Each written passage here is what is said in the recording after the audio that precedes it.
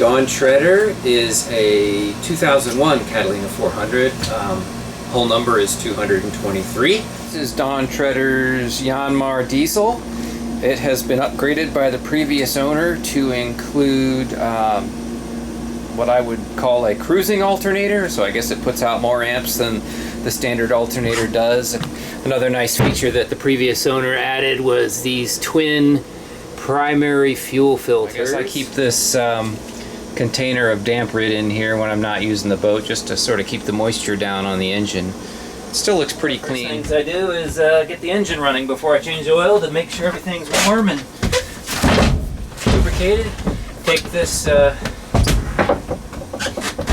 engine cover off, so that I definitely want to check the transmission oil before I run the engine, and definitely want to open the main seawater inlet. This is the transmission.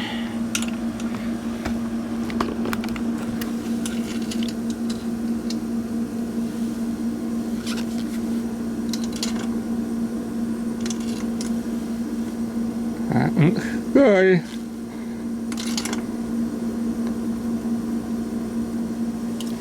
Now I'll reach in here and check the oil.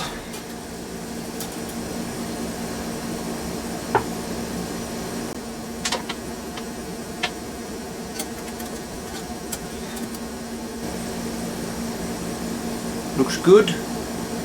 It's probably not even worth changing, but I change it every year anyway. Time to start her up.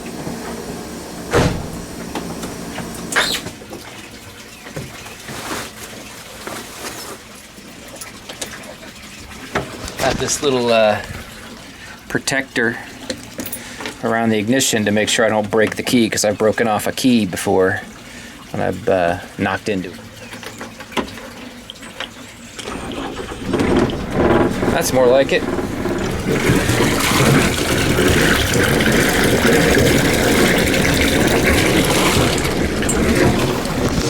Always got to make sure there's water coming out of the exhaust. First thing. Here's what she looks like and what she sounds like.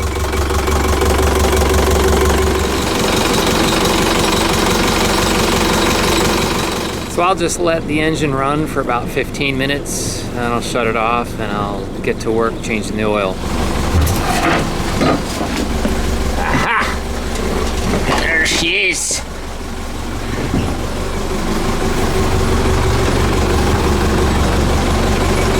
This thing, which I got at West Marine, works like a champ. I intend to bring it home and use it for my lawnmower and my pressure washer and my Honda generator and a bunch of other stuff. Sucking the oil out just seems to be a lot cleaner than trying to pour it into a pan. I need to find the oil filters.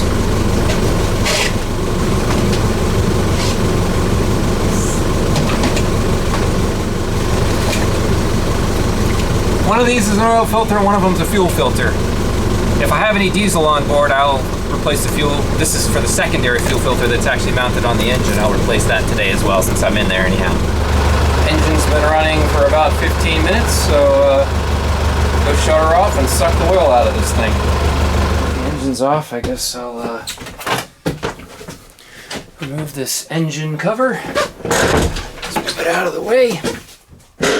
Out some of these are old like pads for when my kids used to wet the bed. This will make good floor protectors for when I'm doing this oily work. Oil filter's down there. So I pile some rags under there because I know I'm going to spill. I'm taking take the oil dipstick out. So my oil extractor here came with a bunch of different attachments, and this bigger, larger diameter one is the one that seems to work on my engine. Looks like it's a 4JH3E. So the way I make this work is I take this end of the oil extraction tube. It just fits right in. It's really not very easy to see, but there it is. See, sticking right in there, comes out, down here, and then this piece, simply pop it in there. Boop. Voila. Now I begin the extraction process. The minute I start pumping, the oil starts coming out, so.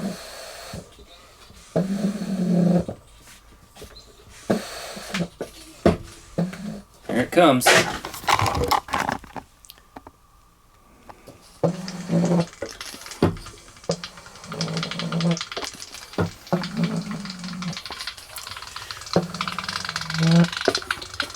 You don't have to keep pumping it. Once you draw a suction, it keeps the vacuum stays intact for a while, and so you can just sit there and wait. With the unboxing of the new oil filter, this is the one I use. It's already got a nice greasy film on it for a good seal. In order to improve the removal rate, I recommend uncapping the fill port on the top of the valve cover. The air coming in here will help improve the flow of the oil out of there. So when you start to get all of the oil out, you can see a definite acceleration in the flow, made possible because it's mostly air coming out and it makes a bit of a sound. Here's the extent to which my container was filled. So 1, 2, 3, 4, 5, 6. So about almost all the way. A little bit of room left on top, but that's it. And here's what I intend to replace the oil with.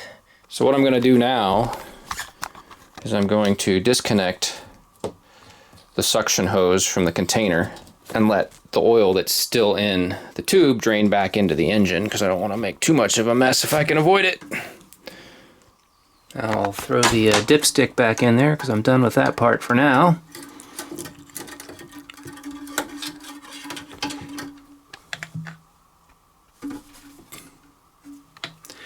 And now for the oil filter. This part sucks. I mean, only to the extent that I hate making a mess. So really, I don't have much option. I gotta pull this thing off.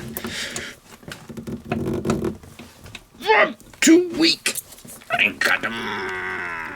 Since I'm not super strong, I usually pull off the oil filter with one of these. It destroys the filter, but you know, that's why I have a new one. And just twist.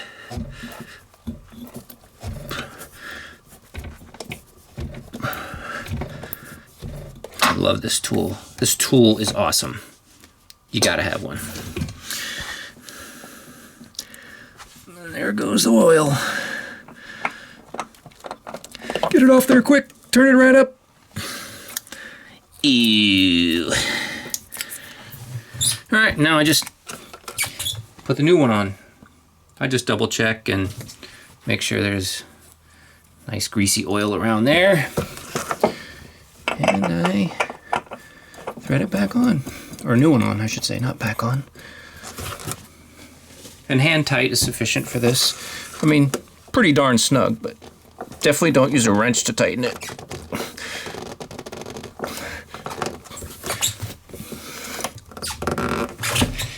And now I get to the lovely task of cleaning up the oil I spilled.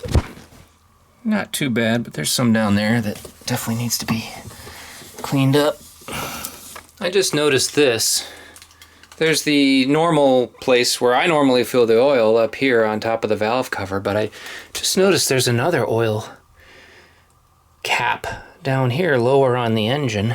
But I have never put oil in there. I hope I'm not missing something, but I've never noticed any problem, and I've always sucked all the oil out of the dipstick. I presume all the oil goes to the same place, and that's the sump. So, not sure what that's for, why you would use that. If anybody knows, please definitely let me know. Yeah, time to put the oil in. Boom, put that right there. That's fresh. Leave it to someone like me to put put used oil in his engine. But this time, I'm paying attention. So I ended up using a half of that one. This is what I had left, and a little bit over half of that one. So I'd say it's taken about one of these full gallons, maybe a little bit more of oil. So after getting it fairly full of oil between the two lines on the dipstick, I don't know if you can see that, you want to run the engine to make sure that the oil filter gets filled up with oil, and you can be sure that the level is correct. So I'm done with the initial fill, and I'm going to go ahead and run the engine and see what we got.